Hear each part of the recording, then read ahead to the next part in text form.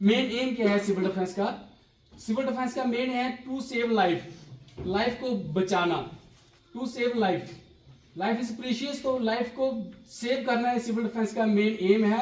और दूसरा है to minimise the effect of the disaster, means कि जब भी कहीं डिजास्टर होता है इसके इफेक्ट को क्या करना है, मिनिमाइज करना है, कम करना है।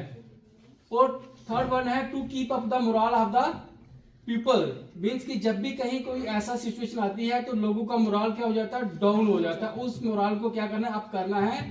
And to stop the panic, panic को रोकना है। जब भी कोई ऐसी सिचुएशन आती है तो लोग ज्यादा रूमर्स वगैरह फैलाते हैं। क्या फैलाते हैं? रूमर्स। एक याद रखना है कि रूमर्स मेन सिविल डिफेंस का यही काम है कि रूमर्स वगैरह को, ये जो मैंने चार आपको बातें बताई, रूमर्स को रोकना। रूमर्स को रोकने का मतलब क्या है? फॉर एग्जाम्पल अगर जैसे कहीं अर्थक्वेक आ जाता है, जैसे डोडा में अर्थक्वेक आया है तो बाद में लोग ओपन घरों में बाहर सोने लगे, तो लोग रूमर्स फैला देते थे रात को कि रात को 12 बजे अर्थक्वेक आएगा, भाई इतने बजे अर्थक्वेक आएगा, तो लोग डर के बाहर ही घरों के बाहर सोए रहते हैं। लेकिन आपको पता है कि जब एक बार अर्थक्वेक आता है तो दोबारा से आने के चांसेस कम रहते हैं उस इंटेंसिटी के, उस रिक्टर स्केल के। तो लोग डर की वजह से ही जैसे पैनिक लोग रूमर्स फैलाते थे, लोग बाहर रहते थे। जी आपने समझाना होता है उस समय जहाँ कहीं कोई ऐसी सिचुएशन होती है, लोग गलत अफवाहें उड़ा देते हैं कि यहाँ पे बॉम्ब है, यहाँ पे ये चीज है या कुछ भी ऐसी चीज, तो इन रूमर्स को जो गलत अफवाहें लोग फैलाते हैं, एक सिविल डिफेंस का मेन रोल है कि उस अफवाहों को आपने क्या करना है, रोकना है। सिविल डिफेंस की तो सिविल डिफेंस जो है ये ड्यूरिंग सेकंड वर्ल्ड वार में जिनेवा कन्वेंशन के दौरान, जिनेवा कन्वेंशन जैसे नाम इसका जिनेवा में कन्वेंशन हुई थी, उसके दौरान ये महसूस किया गया। एक्चुअली ये इसकी 4 संधि हैं, संधि मीन्स की अलग अलग इसके एक्ट पास किए हैं टाइम टू टाइम। तो देखिए सबसे पहले ड्यूरिंग सेकंड वर्ल्ड वार, जब वर्ल्ड वार मीन्स की पहले भी ये ऐसा बनाया गया था, लेकिन जब सेकंड वर्ल्ड वार हुई तो उस दौरान भी ये महसूस हुआ कि जब भी कोई एनिमी कंट्री अटैक करती है, दुश्मन जब वार सिचुएशन होती है, आपस में एक दूसरे का कोलैप्स होता है, तो वहां पे क्या होता है, सिविलियंस की ज्यादा वहां पे क्या हो जाती है, कैजुअलिटीज वगैरह सिविलियंस की ज्यादा होती है वहां पे।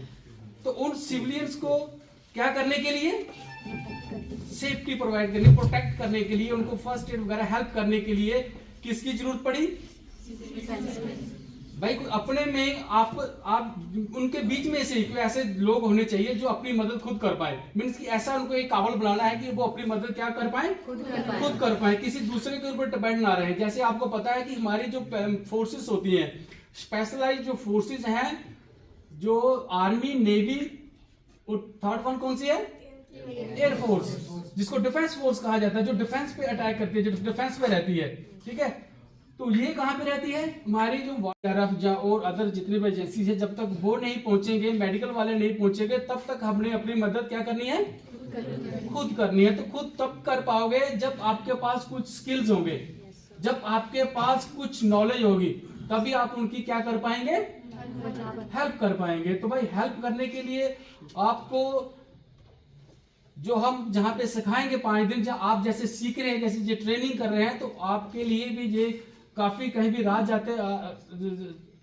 रास्ते में, कहीं इंस्टीट्यूशन में, कहीं भी ऐसी जगह पे, तो वहां पे आपके जैसे ट्रेनिंग वहां पे काम आएगी। जैसे हम भी यहाँ पे ट्रेनिंग आपको दे रहे हैं, तो वो भी आपको एक एक्स्ट्रा वो आपको नॉलेज हो जाएगी, तो आप उनकी मदद कर पाएंगे। तो ये जो नॉलेज है सिर्फ अपने तक नहीं रखनी है, दूसरों को भी बताना है।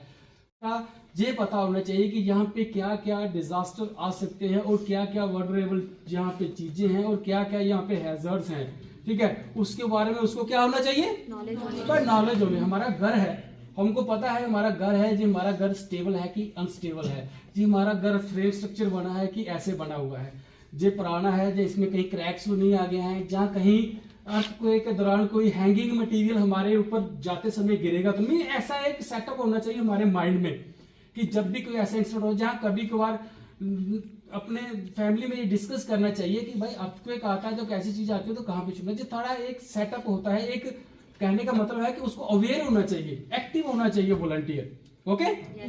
तो ये आपने ध्यान देना, ये ऐसी चीजें आप अपने एक वार्डन वॉलंटियर अगर आप जैसे बन रहे हो, तो ये चीजें फर्स्ट ऑफ ऑल आप ये स्टेप एक आपका है कि आपको आपके आगे पीछे तो सारी चीजों का पता होना चाहिए कि क्या खतरे, कहाँ पे क्या क्या खतरे हैं, ओके।